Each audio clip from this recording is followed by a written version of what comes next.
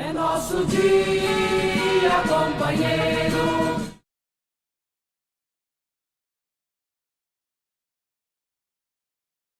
Eu sou Delma, hoje estou com 63 anos de idade, trabalho na saúde há 20 anos e posso dizer que o que eu sou hoje em termos de militância, de participação, eu devo a toda essa trajetória, né?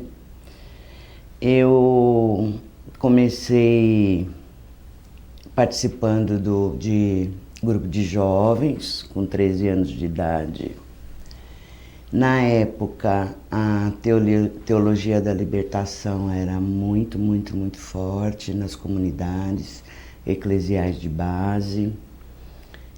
Nós tínhamos, naquela época, muitos padres, muitas freiras, né, que estavam participando. Nas reuniões de pastoral da juventude, nós fazíamos muitas discussões de como que funciona a sociedade, e foi por aí que eu comecei, com 13 anos de idade.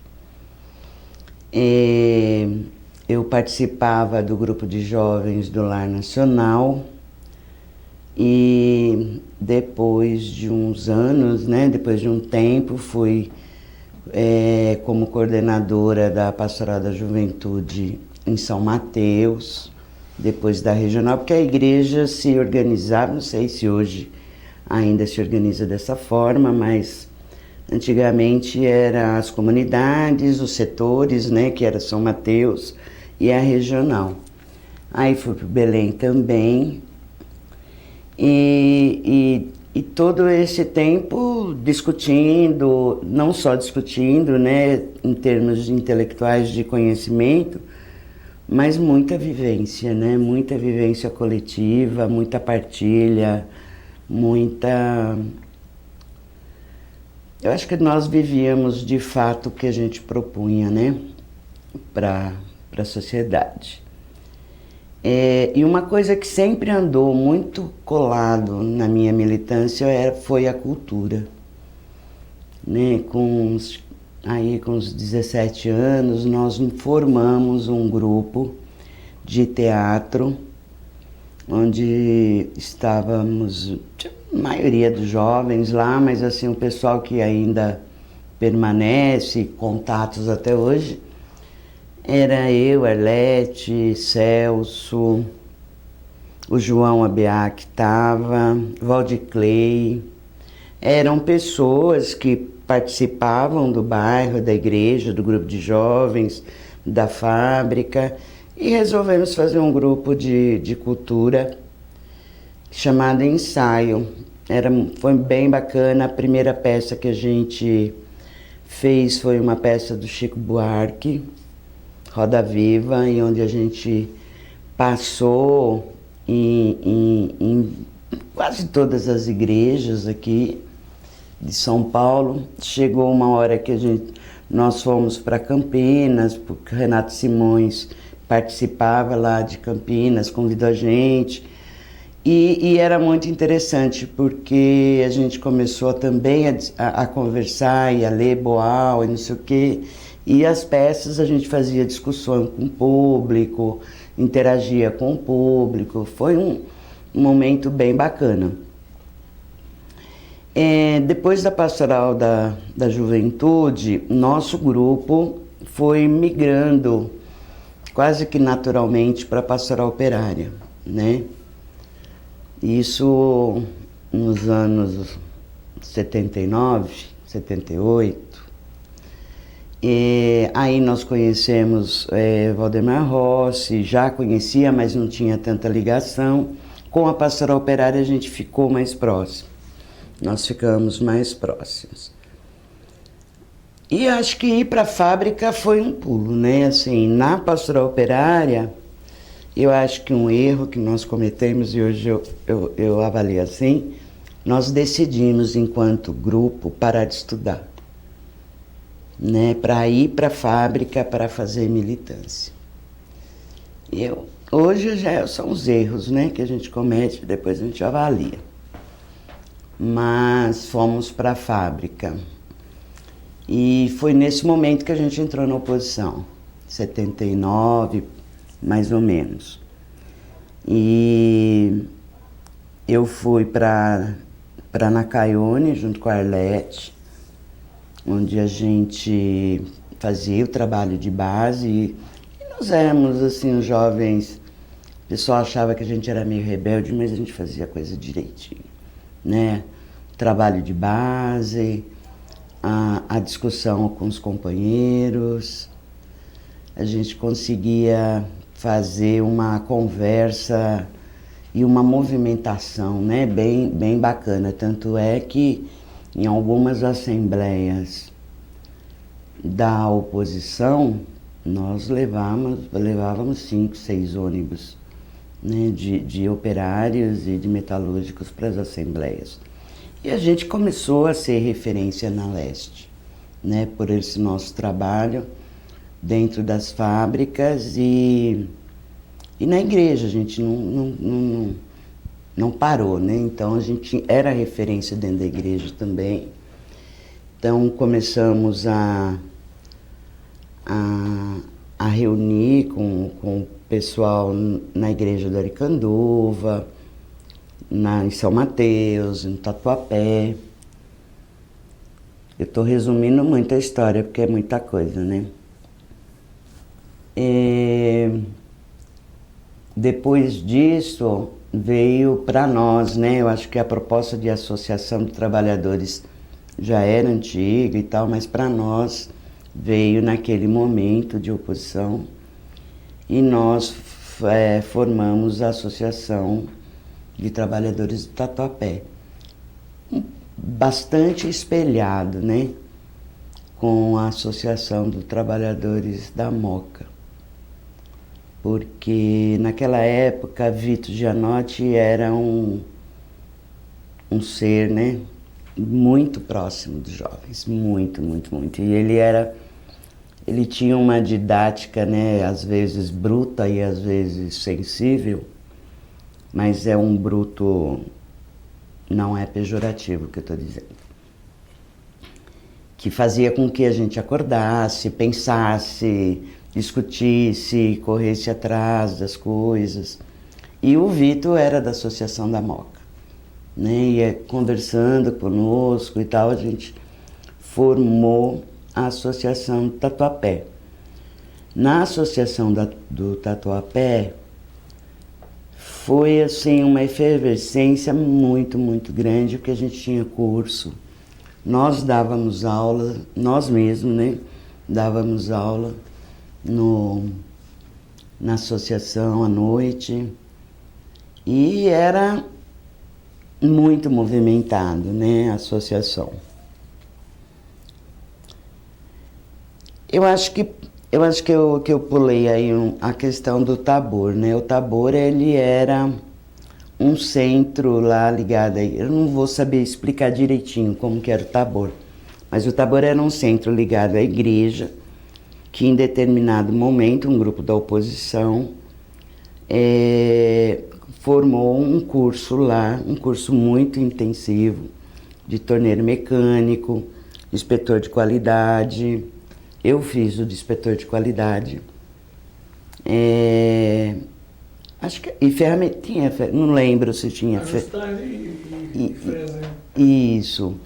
E uma boa parte deste grupo de jovens que veio do Lar Nacional, do Centenário, de São Mateus, nós fizemos esse curso no Tabor.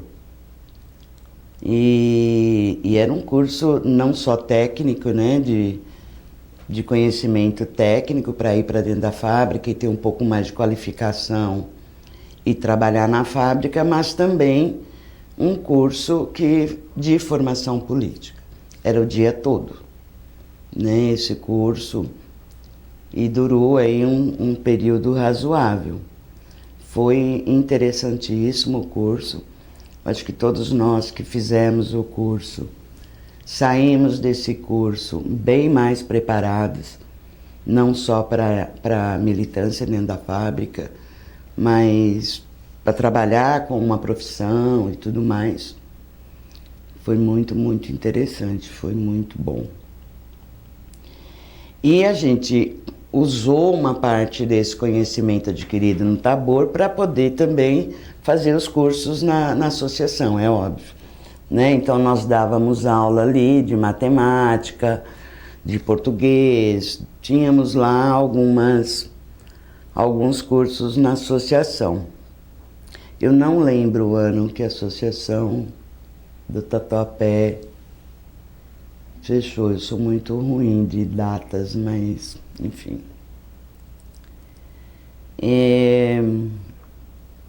Na oposição sindical, a nossa militância era uma militância muito, muito intensa. É óbvio, né, que éramos muito jovens, imaturos, mas profundamente comprometidos com a revolução, com o socialismo, e somos até hoje, né? E fazíamos e trabalhávamos para que isso acontecesse. E trabalhávamos incansavelmente. E dentro da oposição, nós éramos lá do Aricanduva, né? Tínhamos uma participação muito grande nas assembleias, como já disse, e muita representatividade. Não quero criticar ninguém não, mas o jovem, hoje, com a maturidade, eu acho que nossos companheiros talvez tenham refletido um pouco o que aconteceu lá atrás, né? Porque nós, jovens, para nos mantermos na oposição, às vezes a gente tinha que fazer alguns enfrentamentos que hoje eu acho desnecessário, né? Hoje a gente consegue olhar para a juventude de uma outra forma, coisa que não acontecia naquela época. Então, eu não sei mais o que posso dizer, não. Depois disso, eu passei por algumas fábricas, né? Trabalhei na Nakayone, trabalhei na Philco, trabalhei na Motores Brasil por um curto período. Porque teve um momento em que nossos nomes estavam espalhados, né? Pela fábrica, e a gente queria insistir, eu queria, a Arlete queria, as mulheres, né? Queriam insistir em trabalhar com aquilo que a gente estudou. Inspetor de qualidade, nós éramos inspetoras de qualidade. E isso também era muito difícil, porque acredito que naquela época também era muito novo ter mulheres em algumas coisas que tradicionalmente eram de homens, né? E o preconceito na fábrica é o que é até hoje, né? Infelizmente. E de fábrica que eu trabalhei, tem algumas que eu trabalhei, mas por tão pouco tempo que nem já esqueci. Mas assim, de importantes dentro da região, foi a Philco, foi a Nakayone, foi... Meu Deus, esqueci o resto. Yamazaki, que era do lado da Tecnoforjas. E foi isso. Eu acredito que dentro da oposição foram uns, sei lá, 78 até uns 80 e pouco, né? Era muito intensa essa vida, né, da oposição, porque era muita coisa para fazer com pouca gente, né?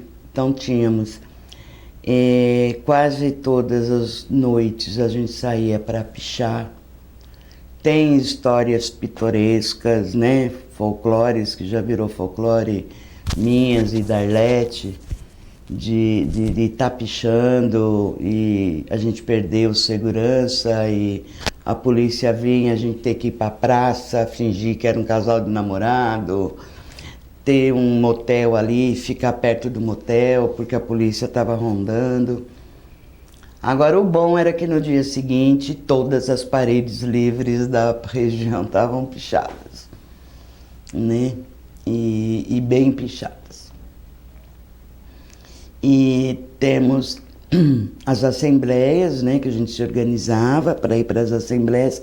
Era um momento muito difícil, né? Muito complicado, muita briga, e a gente estava envolvido em quase todas elas, né? Porque existe, dentro do sindicato, eles marcavam, né, as lideranças, né? Marcavam, mas as lideranças acabavam sendo um pouco mais, até mais protegidas, isso é natural.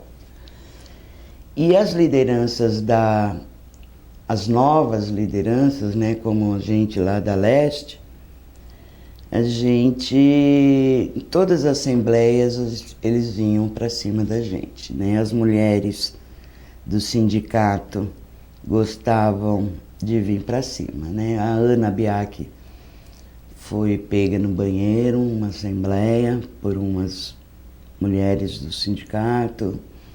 Eu e a Arlete fomos seguidas a noite toda, depois de uma assembleia, que a gente desceu do ônibus e fomos seguidas e ficamos andando de ônibus. Não íamos para casa, óbvio, né? E em vários momentos a gente passou bem perrengue, né? De fugir. Quem seguia? Era a polícia? Era a gente... Fala um pouco o clima do sindicato. Na verdade, eu não sei, Neto. Oh, desculpe. Eu não sei se era do sindicato ou se era policial, né? Eles estavam à paisana.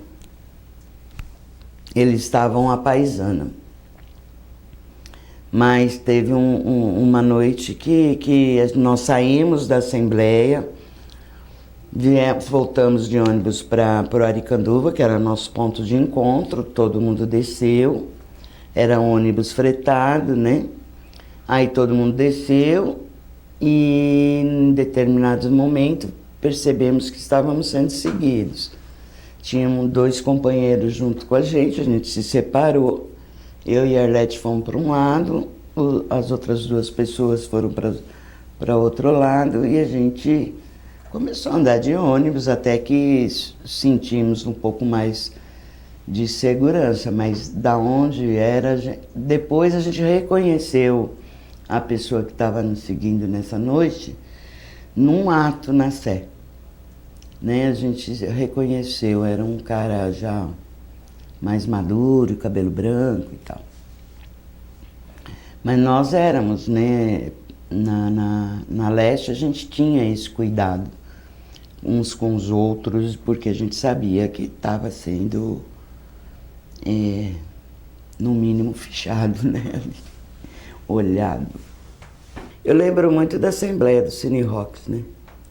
Que aquilo ali foi horrível, né? Foi uma batalha. Meu joelho até hoje dói das pauladas, porque nas brigas tinha as pessoas que eles marcavam para bater, né? Na Leste era Cícero, era Paulo, era Ana, era eu, era Arlete. Então tinha algumas pessoas que eles gostavam mais de bater, né? Então, e na Assembleia era muito truculento, e que as nossas lideranças, né, Vitor, Neto, Silva, na época que era muito difícil de enfrentar e de falar, né?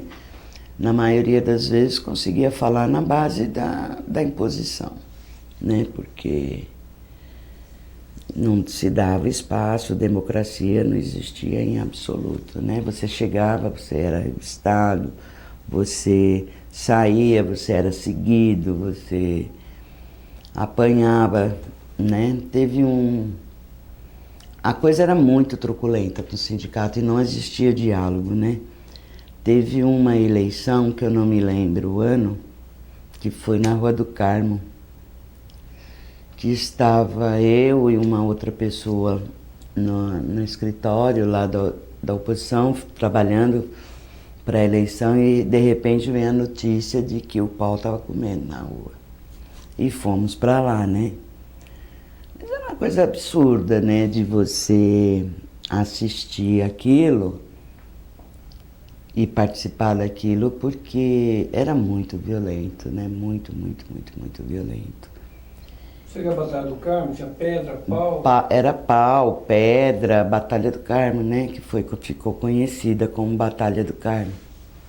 Muita gente saiu machucada desse episódio. E, infelizmente, a oposição realmente brigava na raça, né? Na raça e na convicção de que estava fazendo a coisa certa, né? Só voltando um pouquinho, talvez para completar, em relação à cultura, porque de fato eu acredito que a cultura ela abre espaço que algumas coisas mais formais não abrem. Depois do ensaio, nós montamos o grupo Arribação. No grupo Arribação já era mais amplo, com mais pessoas, nós fazíamos, aí mesclava, né? Teatro, música, e em todas as apresentações a gente tentava levar não só a cultura musical, mas a conscientização, o debate, a provocação, né, para que as pessoas pudessem, no mínimo, pensar em alguma coisa diferente e chegar à sua própria conclusão. O Arribação foi bem interessante, foi gravado um disco, né, depois, já no finalzinho do Arribação, que é o disco do Santo Dias. E nós nos apresentamos em muitos, muitos lugares, continuávamos apresentando em igreja, em fábrica, em lugares, e o objetivo era esse mesmo, né? Fazer a provocação para que as pessoas que estivessem assistindo pensassem, se questionassem, né? Gostassem de cultura, gostassem de música. É isso. Eu acho que tem a teoria do Butum, né? Sou o que sou porque somos nós, né? Eu acho isso muito legal, E é isso, eu acho que durante toda essa trajetória, com todas as tristezas, choros e risos, nós tentamos viver o que a gente realmente dizia que era o correto para a sociedade, né? E isso se refletia nas casas que nós montamos, né? Onde os salários eram compartilhados, não era um discurso piegas, né? Não era um discurso da boca para fora, era uma coisa que realmente a gente vivia.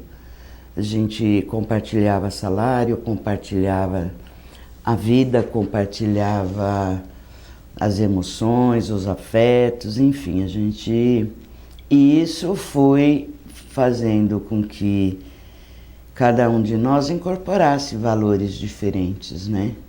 Valores de solidariedade, valores de partilha, contra o capitalismo, de verdade. Eu acho que são esses princípios que talvez nos unem até hoje, porque a gente não se convive muito mais, né? Todos ocupados com seus afazeres, com a sua vida, com o seu cotidiano. Mas eu acho que esses princípios ainda nos unem e nos regem, sabe?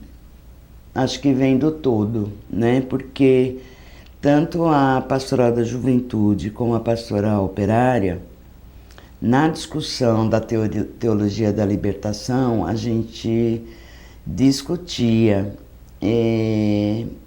a questão da divisão, de bens, de lucro e tudo mais, dentro de valores cristãos, né?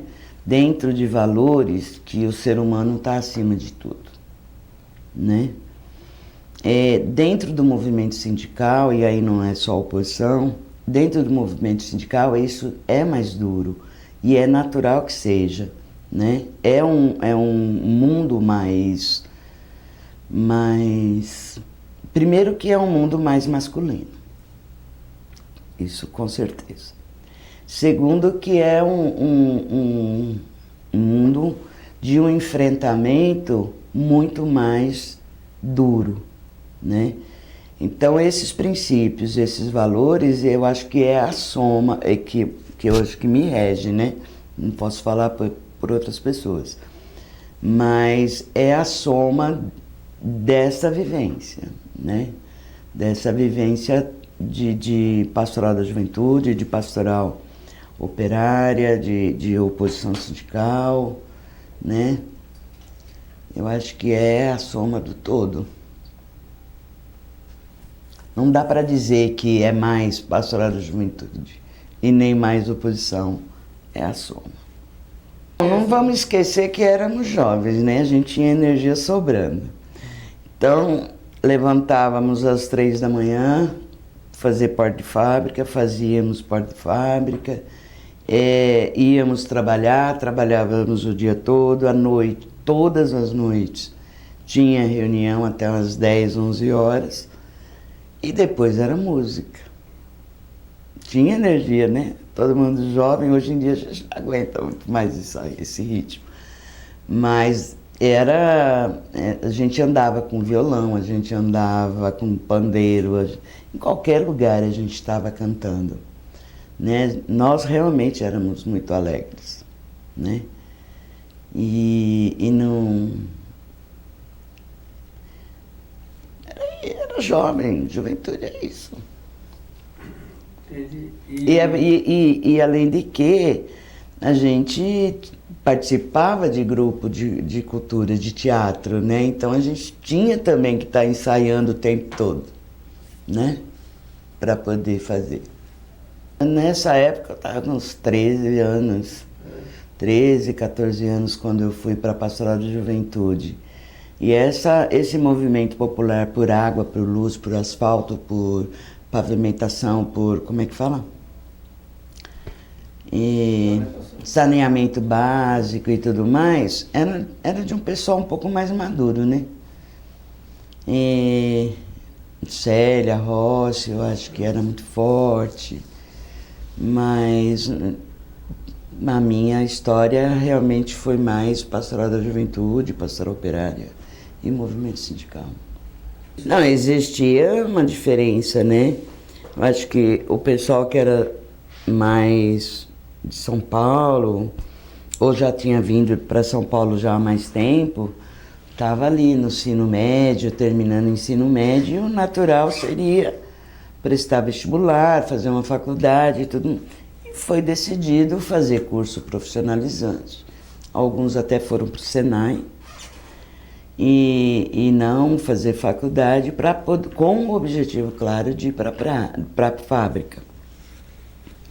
Agora, tinham alguns companheiros que realmente tinham uma escolaridade formal um pouco menor, né? Aí foram fazer madureza, foram fazer... Porque a questão não era parar de estudar, a gente estudava o tempo todo, né? A gente lia, a gente discutia o tempo inteiro. A questão era a educação formal, tanto é que depois todos nós voltamos a estudar, né? Fomos fazer faculdade, depois de alguns anos, né? E uma boa parte foi fazer faculdade e voltou a estudar. Mas ali era uma mescla, né? De pessoas que estavam terminando o ensino médio e outros que não haviam concluído nem acho que era o fundamental, vamos dizer assim. É que não era o fundamental na época. É que para esses, fazer a formação profissional é muita coisa. Claro, lógico.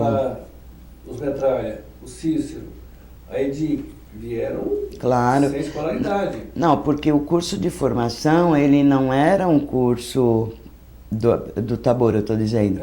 Ele não era um curso em que a pessoa ia lá, aprendia a mexer com o torno, vamos dizer assim, ou a fazer a medida com o paquímetro.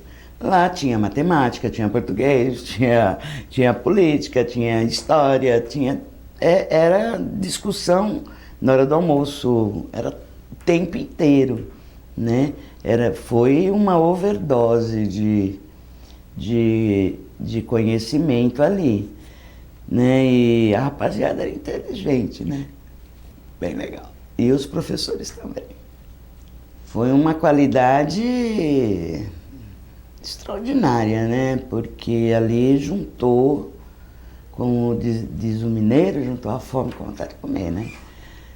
Juntou pessoas de excelência dentro das suas áreas e alunos que estavam sedentos de conhecimento, né?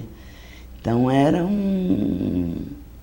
uma discussão 12 horas por dia, né?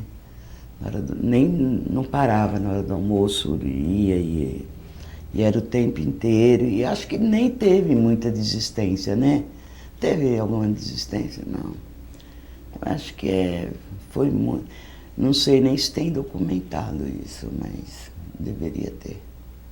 O companheiro hoje tá difícil, né? Tá difícil.